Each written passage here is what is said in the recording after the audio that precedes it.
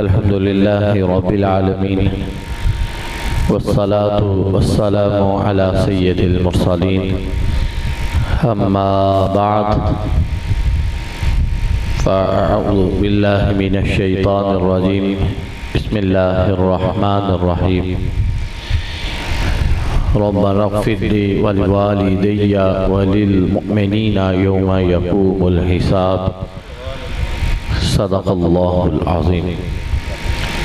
अल्लाहुम्मा सल्लि अला सय्यिदिना मुहम्मदिन व अला आलि सय्यिदिना मुहम्मदिन व अस्हाबि सय्यिदिना मुहम्मदिन व बारिक व सल्लिम अलैहि।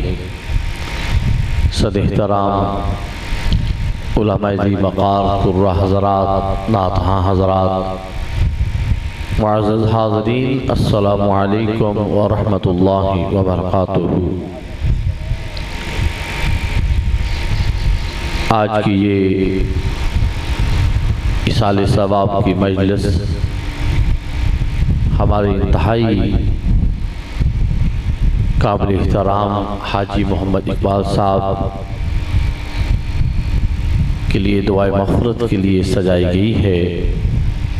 अल्लाह ताला हाजी मोहम्मद इकबाल साहब के दर्जात को बुलंद फरमाए, उनके नूर नज़र खुर्रम इकबाल साहब के भी अल्लाह दर्जात को बुलंद फरमाए और इस ख़ानदान के जितने छोटे बड़े अफराद इस दुनिया से चले गए, अल्लाह सबकी कब्रों पर ख़ास रहमतों का नज़ूल फरमाए। मैं इख्तिसार के साथ गुज़ारिशात अर्ज़ करके आपसे इजाज़त चाहूँगा। कुछ और भी मसरूफ़ियात हैं, वहाँ भी पहुँचना है, तो हाज़री के लिए चंद कलिमात आपकी खिदमत आलिया में अर्ज़ करना चाहता हूँ। अल्लाह ताला सुनकर सबको अमल की तौफ़ीक़ अता फरमाए। वालिदैन अल्लाह ताला की बहुत बड़ी नेमत, खुश नसीब है वो मुसलमान जो इस नेमत की कदर करे, इनका अदब करे, इनका एहतराम करे। औलाद पर मरने के बाद जो माँ बाप के हक़ हैं, उनमें एक हक़ ये है कि वो अपने वालिदैन के लिए दुआए मग़फ़िरत करे। ये औलाद पर हक़ है माँ बाप की तरफ से कि उनके मरने के बाद उनके लिए वो दुआए मग़फ़िरत करे। इस दुआए मग़फ़िरत का यकीनन अल्लाह ताला वालिदैन को फ़ायदा अता फरमाता है। अगर वो गुनाहगार है तो अल्लाह उनकी बख्शिश फरमाता है, अगर वो नेकोकार है तो अल्लाह उनके दर्जों को बुलंद फरमाता है। हुज़ूर जाने कायनात अहमद मुश्तबा मोहम्मद मुस्तफ़ा सल्लल्लाहु अलैहि वसल्लम की बारगाह में अर्ज़ किया गया, या रसूलुल्लाह सल्लल्लाहु अलैहि वसल्लम, अल्लाह ताला किस अमल को सबसे ज्यादा पसंद फरमाता है? तो नबी करीम सल्लल्लाहु अलैहि वसल्लम इरशाद फरमाया, अस्सलातु फी अव्वली वक्तिहा, जब नमाज का वक्त शुरू हो जाए नमाज को अदा कर लेना, ये अमल अल्लाह बहुत ज्यादा पसंद फरमाता है। या रसूलल्लाह सल्लल्लाहु अलैहि वसल्लम, इसके बाद अल्लाह किस अमल को सबसे ज्यादा पसंद फरमाता है? नबी करीम सल्लल्लाहु अलैहि वसल्लम इरशाद फरमाया, बिर्रुल वालिदैन, वालिदैन के साथ नेकी करना। या रसूलल्लाह सल्लल्लाहु अलैहि वसल्लम, इसके बाद अल्लाह किस अमल को सबसे ज्यादा पसंद फरमाता है? नबी करीम सल्लल्लाहु अलैहि वसल्लम इरशाद फरमाया, अल जिहादु फी सबीलिल्लाह, अल्लाह के रास्ते में जिहाद करना। और हुज़ूर नबी करीम सल्लल्लाहु अलैहि वसल्लम इरशाद फरमाती हैं कि अल्लाह ताला एक आदमी का दर्जा बुलंद फरमाएगा, वो हैरान होकर पूछेगा कि या अल्लाह, ये मेरा दर्जा कैसे बुलंद हुआ? रब्ब करीम इरशाद फरमाएगा, तेरे बेटे की दुआए मग़फ़िरत की वजह से हमने तेरे दर्जे को बुलंद कर दिया। और मरने वाला जिनकी दुआ का इंतजार करता है, उनमें औलाद का भी जिक्र है कि अल्लाह ताला जब किसी को मौत अता फरमाते, वालिदैन जब इस दुनिया से चले जाते हैं तो वो अपनी औलाद की दुआ का भी वो इंतजार करते हैं। सारे मुसलमान जितने भी इस दुनिया से जाते हैं उन्हें दुआओं का इंतजार रहता है। हदीस पाक में आते हैं मरने वाले की मिसाल डूबने वाली की तरह है। जिस तरह डूबने वाला किसी सहारे को ढूंढता है, मरने वाला भी सहारे को ढूंढता है। किसके सहारे को? दुआ के सहारे को। यंतज़िरु दावतन तलहक़ुहु मिन अबिन औ उम्मिन औ अखिन औ सदीकिन व फी रवायत वलदिन, कि मरने वाला इंतजार करता है कि मेरे माँ बाप मेरे लिए दुआ करें, मेरे बहन भाई मेरे लिए दुआ करें, मेरे दोस्त साथी मेरे लिए दुआ करें, मेरी औलाद मेरे लिए दुआ करे।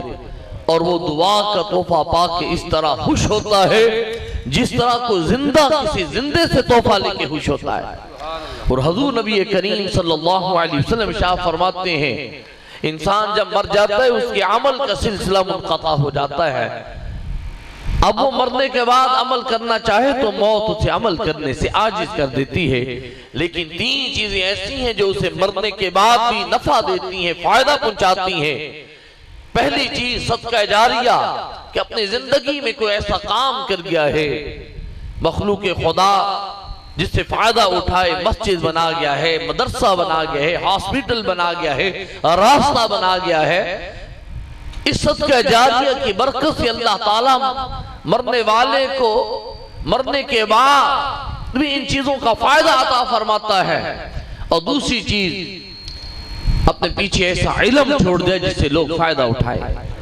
वो कुरान और हदीस का इल्म है, वो दुनिया का इल्म है, कोई फन किसी को सिखा दिया है, कोई हुनर किसी को सिखा दिया है।